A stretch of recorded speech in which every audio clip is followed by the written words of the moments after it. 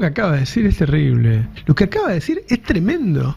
Es tremendo. Le va a bajar el... Che, quería que escuchemos a Caputo para que aclaremos y qué tiene que ver esto con la desigualdad. Lo que dijo Caputo ayer, a ver. En baja de impuestos. Ahora tienen un blanqueo tributario y también de capitales. Es una oportunidad histórica para que regularicen las situaciones de sus empresas, las situaciones de sus empleados y sus situaciones personales. ¿Saben por qué? Porque la recaudación aumenta por dos razones, porque aumenta la base, que sería este caso, y porque empieza a crecer la economía. ¿Sí? Si nosotros logramos eso, cosa que podríamos lograrlo rápidamente, si efectivamente mucha gente se compromete con esto, inmediatamente ustedes se los vamos a devolver en baja de impuestos. O sea, no va a haber sido un costo, porque como ya estamos en equilibrio, si hacemos eso, naturalmente, rápidamente vamos a estar en superávit y rápidamente vamos a estar en condiciones de bajar impuestos. Les voy a decir algo, si esto comienza ahora y nosotros seguimos en este proceso y se convierte en un círculo virtuoso, créanme lo que les digo, al final de nuestro mandato nosotros vamos a haber reducido el 90% de los impuestos que hay hoy en Argentina. Bueno, esto que acaba de decir es terrible, porque ¿a quién le va a bajar el 90% de los descuentos? ¿Baja el IVA el 90%? ¿Va a bajar del 21%? ¿Va a bajar al 2,5%? ¿Vamos a pagar menos? No. Le va a bajar el impuesto a los ricos un 90%. Va a desfinanciar más el Estado. Lo que acaba de decir es tremendo. Es tremendo. Le va a bajar el impuesto a los ricos un 90%. Ayer conocimos un dato de la economía que muestra de qué se trata, que desnuda la realidad, que explica, bueno, de qué se trata este gobierno, a qué vino este gobierno. ¿Es liberal? No. Es la vieja derecha de siempre que genera desigualdad. Ayer se conoció el crecimiento de la desigualdad desde que asumió Javier Milei. Y el crecimiento ahí podemos ver una B corta. Ellos querían la B corta, ahí apareció la B corta. El crecimiento de la desigualdad fue el más grande de la historia en términos de en qué poco tiempo se generó tremenda desigualdad. Solo una vez había llegado a esos límites y fue en 2001. Y voy a aclarar algo. Esta situación es peor que 2001, porque lo único que diferencia a 2001 de esto es la asignación universal por hijo que puso Cristina. Si no existiera la asignación universal por hijo, este índice de desigualdad sería todavía peor. Es decir, ¿a qué vino Milei? A sacarle a los pobres para darle a los ricos. Ese índice muestra, revela, desnuda quién es Milei, que no es otra cosa que la vieja derecha, la de siempre, por eso los que lo apoyan son los de siempre, que viene a hacer lo mismo pero más rápido, pero más fuerte, pero más intenso, pero más violento. Y si uno revisa las medidas que tomó en estos meses, el resultado era inevitable, destruyó el poder adquisitivo de los jubilados, dejó a decenas de miles de empleados de la construcción sin trabajo, licuó los ahorros de la clase media, la mega devaluación, que fue una transferencia gigantesca, la liberación de precios de los supermercados, la liberación del precio de los medicamentos, la liberación de las prepagas, ahora sumó los copagos. La eliminación del FONIT, del Fondo del Transporte, los recortes a las provincias, que la gente se cree que le están recortando al gobernador. No, le están recortando a la gente. Le están recortando a la gente. Cuando liberó las importaciones y exportaciones de combustible, entonces acá pagamos el combustible el mismo precio que en el exterior, que los que importan. Y te aviso con que no tengas auto, el combustible se usa para producir lo que vos compras en el supermercado. Y mañana, cuando se trate la ley bases, impongan un impuesto a las ganancias a sueldos que apenas superan la línea de pobreza, y le bajen el impuesto a la riqueza a los más ricos, la desigualdad se va a agrandar más aún. Lo que vinieron a hacer es sacarle a los pobres, sacarle al pueblo trabajador para darle a los más ricos. Y ese índice lo desnuda. No es cierto que estamos haciendo un sacrificio entre todos, como dijo el secretario de Medios de Milei, o como dicen muchos empresarios, aguantemos un poco. ¿Aguantemos qué? Si vos te estás cagando de risa, si vos estás llenando de guita. El que está aguantando es el laburante. Los únicos que están haciendo sacrificios, y lo van a hacer por mucho tiempo mientras haya un gobierno de derecha, no es por 6 meses, no es por un año, son los trabajadores. Son los trabajadores. La desigualdad muestra que mientras muchos pierden, hay una minoría que gana un montón, porque se está quedando con la de ellos. Se está quedando con la de ellos. Esto prueba, de una vez por todas, que se trata de la misma derecha de siempre. Y me parece significativo que el día que sale el índice de desigualdad, comience esta farsa de juicio a los soldaditos que la derecha mandó a matar a Cristina. ¿Por qué es significativo? Porque lo contrario a la desigualdad de hoy es Cristina. Porque si Cristina intentaron asesinarla, si a Cristina la persiguieron para meterla presa, fue por el 50-50, fue por bajar esa desigualdad y hacer que los trabajadores se quedaran con la mitad de la generación de la riqueza y el empresario con la otra mitad, o un poquito menos. Por eso la odian, por eso la persiguen. Esa es la razón. Esa es la razón. Cristina significa la justicia social. Cristina es un personaje histórico, seguramente dentro de los 10 personajes históricos más importantes de la historia argentina, por su obra y por su relación con su pueblo, por lo que generó, parecido a lo que generó Evita. Y si vos no luchás porque haya justicia para Cristina, entonces no va a haber justicia para vos, porque esta situación de injusticia se dio después de que disciplinaran a todos. Estos políticos cobardes que ves hoy, escondiéndose abajo de la cama o diciéndole que le van a dar herramientas, son los hijos del seguimiento a Cristina. Son los tipos disciplinados, cagados encima, que como no quieren que le pase lo mismo que le pasó a esa mujer, entonces ahora hacen todo lo que le dice el poder. Cuando uno se pregunta, ¿cómo puede ser que apoyen esta aberración? Pues entre otras cosas lo apoyan porque no quieren que le pase lo que le pasó a Cristina. Entonces el día que se abandonó a Cristina y que quedamos muy pocos defendiendo su situación judicial, bueno, ese día se cavó el foso por donde hoy cae la suerte de los trabajadores. Vivimos en una farsa de democracia, en una especie de Matrix donde la gente cree que esa es la realidad, pero no es la realidad, porque la realidad no es la que cuentan los medios, porque la realidad es lo contrario de lo que dicen los jueces. Porque los jueces acusan a los inocentes y dispensan a los culpables. Y hasta que no se solucione el problema de Cristina, hasta que no haya justicia en el país, hasta que no haya justicia por el símbolo actual de la justicia social, no va a haber justicia social para vos. Y que nadie se confunda, porque que yo discrepe por situaciones posteriores al poder de Cristina, fundamentalmente desde la elección de Alberto, por cuestiones tácticas, que además lamentablemente ese disenso se sostiene porque Cristina sostiene las mismas actitudes y yo humildemente discrepo, pero que nadie se confunda. Una cosa es discrepar sobre cuestiones tácticas de cómo manejar el movimiento nacional y popular, discrepar en un momento, y otra cosa es que piensen que no vamos a estar defendiendo a Cristina y aclarando que este juicio es una farsa y que ahí tienen que estar los Caputo, los Milman, los Bullrich en el banquillo de los acusados. Porque recién cuando se haga justicia con eso, va a poder haber justicia para los trabajadores. Y vamos a terminar con esta aberración de desigualdad, donde hay un montón de gente muriéndose de hambre y hay unos cuantos ricos cagándose de risa y aplaudiendo a Milei. Buen día, ¿qué tal? ¿Cómo les va? Buen día, Roberto. Buen día, Roberto. No, es clave esto del juicio trunco que arranca hoy. Claro. O sea, es un juicio absolutamente viciado porque Comodoro Pi no quiso meterse con sus dueños. Claro. Recordemos que Comodoro Pi es meramente instrumental y que la persecución judicial es para generar esta transferencia de riqueza, que no la podés hacer si tenés a dirigentes políticos que se opongan y que lleven adelante políticas públicas que transfieran riqueza al revés, que es lo que hacía el gobierno de Cristina. Y esta causa judicial no investigó qué pasó con el celular de Fernando Sabat Montiel, que al minuto 1 ya lo habían hecho mierda en la policía. No investigó la pista del dinero que le daban a los chicos de Revolución Federal, la familia Caputo.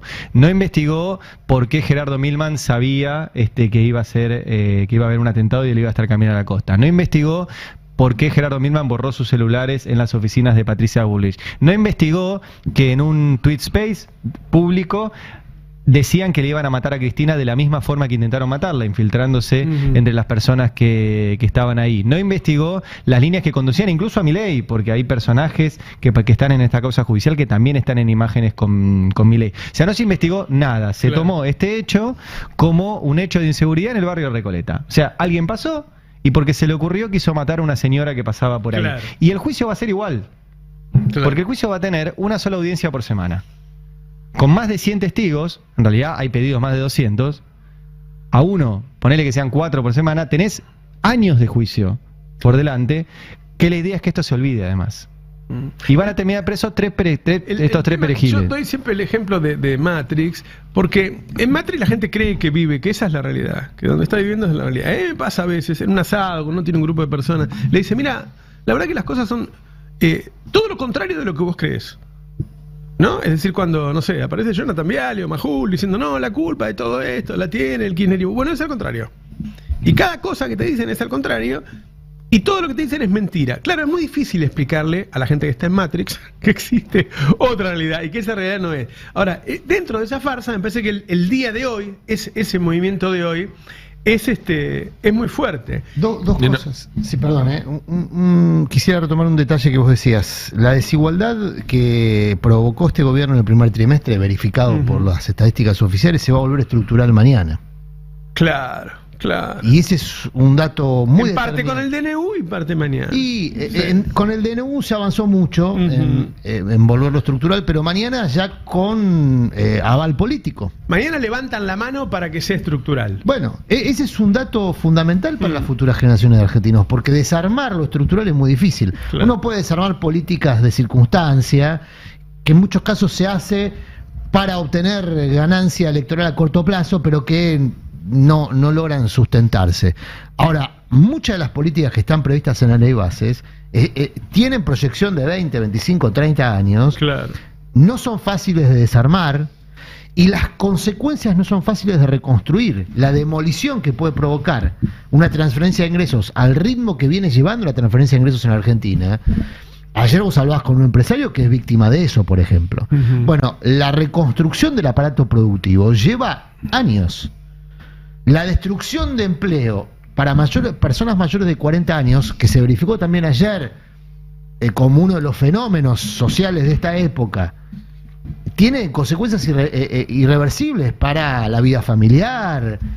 Bueno, todo eso mañana se va a convalidar en el Congreso. Y es importante que estos datos que estamos dando estos días no son los últimos, no son los peores. Si se fijan en la placa 13, que yo marqué como 3, muestra la caída del consumo masivo en mayo respecto a abril, que publicó el Destape en estos días. Es decir, sigue cayendo. Mayo es el último mes que tenemos estadística y cayó 3%. A ver, 3% por mes es 40% anual de caída del consumo, de lo que comemos, de lo que compramos en el supermercado. Eso te iba a decir, la imagen que tanto impactó en los últimos 2 días entre desempleo, actividad y ahora desigualdad, es del primer trimestre. Es una foto vieja. Es del primer trimestre y quienes seguimos más o menos lo que está pasando, vemos que, por ejemplo, en términos de empleo, el primer trimestre estuvo mucho más marcado por las suspensiones que por los despidos. El segundo trimestre estuvo mucho más marcado por los despidos, como vimos inclusive en las encuestas, de que la gente empezó a estar preocupada de manera masiva y mayoritariamente de que lo despidieran. Entonces, no solo no se revirtió en este segundo trimestre, sino que es posible que veamos una situación todavía peor. Entonces, lo que van a validar mañana es una situación aún peor de la que ya nos está choqueando hoy. Digo, y lo saben, no es que esos números no están, no es que ese escenario nos va a sorprender. Bueno, Ferreres mostró ayer la caída de la industria de mayo contra abril también.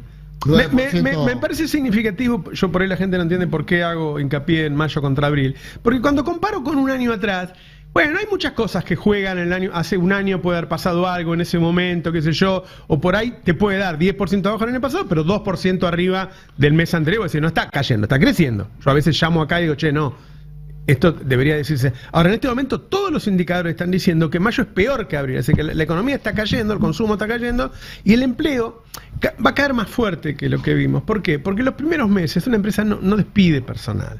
empresa empieza, bueno, el verano, ¿qué hace? Le da vacaciones, ¿no? Suspensiones. Gasta algunos ahorros en general la empresa antes de echar a alguien, que en general las pymes hacen eso, qué sé yo.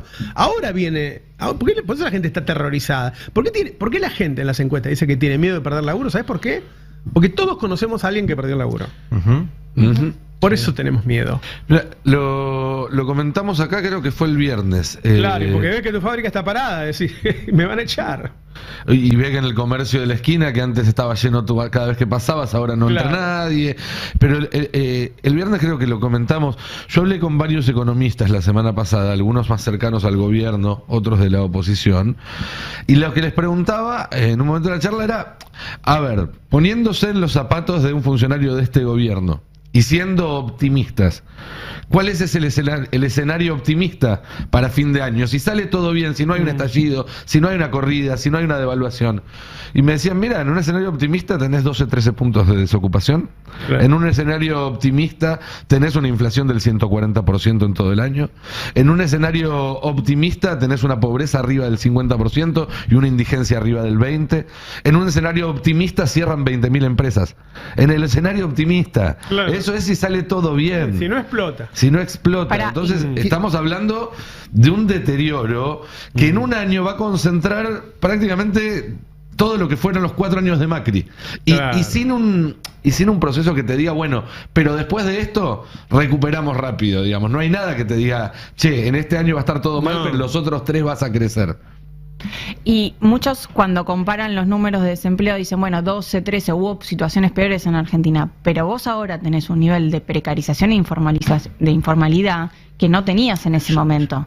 Entonces digo, ese 12 y 13 también no pinta el escenario real, porque no es que el problema es ese 12-13. La combinación estadística de estos días te muestra que lo que se va a probar mañana, entre otras cosas, la formalización de la informalidad, es un fenómeno que crece de manera potencial en el último tiempo en la Argentina, y que la estadística de desempleo pasa a ser una estadística mentirosa, como muchas de las mentiras que no se puede medir más parcial. El desempleo si vos tenés por encuesta un 35-40% de informales que hacen unos electricistas, otros plomeros, otros de clase de inglés, qué sé yo. El tipo no lo va a despedir nadie porque es su propio jefe. Entonces deberíamos tomar la base de los que cobran un salario. Si vos tomás la base de los que cobran un salario, el desempleo es el doble. Fíjate lo que pasó con la desigualdad con los trabajadores informales.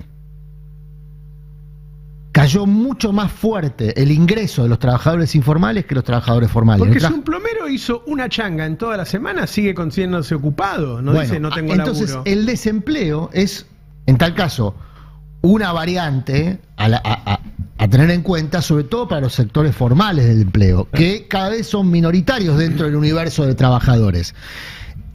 El universo de trabajadores tiene como componente cada vez más activo y potente dentro del colectivo a los trabajadores informales, que son los que vienen siendo más castigados en materia de ingresos, y están generando otro fenómeno que también está reflejado en la estadística de empleo de esta semana, que es la búsqueda de más empleo en un mercado que ya está saturado de demanda. Un segundo laburo o un tercer laburo. Entonces, ¿por qué yo insisto con que lo que va a pasar mañana es formalizarse esto que hasta ahora es una foto de un trimestre? Claro. Y se va a formalizar y se va a volver estructural.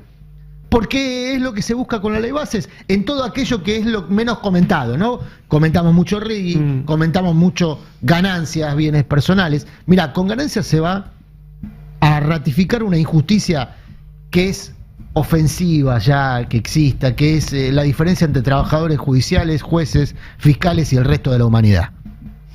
La verdad es una vergüenza que pasa en los gobiernos, quedan los artistas, ¿no? Decía Pinti. Eso queda siempre. Pasa en los gobiernos, trabajadores judiciales, todo. Lo único bueno, si querés, que tenía la ley, yo creo que por error, no sé, alguien se equivocó en la confección de la ley, o en realidad había una pretensión fiscal, porque no es poca plata la que pierde recaudador el Estado por esta excepción, es... La ley bases decía en su texto original que aquellos trabajadores judiciales alcanzados por ganancia, que no son todos, son los que entraron desde el 2017, y que están alcanzados por ganancia sobre una partecita de su salario, dato que se conoce poco, en realidad no es que están todo el salario alcanzado, es solo el básico lo que está alcanzado, el resto de los módulos no. Bueno, eso se eliminó en el Senado. se eliminó el Senado junto al resto de ganancias. Ahora, mañana, depende de lo que ocurra con ganancias, se podría reponer. Probablemente eso se judicialice. Y vamos a ver una danza que ya vimos muchas veces. Rápidamente va a salir el fallo judicial a favor de los judiciales. Claro. Y todos los demás a la cola. Claro. Bueno, ese tipo de injusticias que están galvanizadas en la sociedad generan reacciones políticas. Ojo que si se judicializa, el gobierno tiene un problema. Pues se judicializa y le frena el impuesto a las ganancias, va a tener pérdida de ingresos por bienes personales y no va a tener el ingreso de ganancias que le solucione el problema. Roberto. Bueno, eso va a ser otro un tema. Se va a judicializar porque hay más de 1 millón de afectados. Cada uno de ellos va a poder ir a un juez a decir no, es pero inconstitucional. no acá la búsqueda Y vos te pensás que los sindicatos que aceiteros no lo va a judicializar, que camioneros no lo va a judicializar. Yo no creo que haya fallos colectivos, salvo para algunos gremios. Por ejemplo, creo que bancario sí va a obtener porque es un gremio potente, va a tener. Bueno, pero si lo consigue uno, que le van a cobrar a uno seguro. No, porque está este mecanismo de que el fallo aplica no corre para al todos. individuo.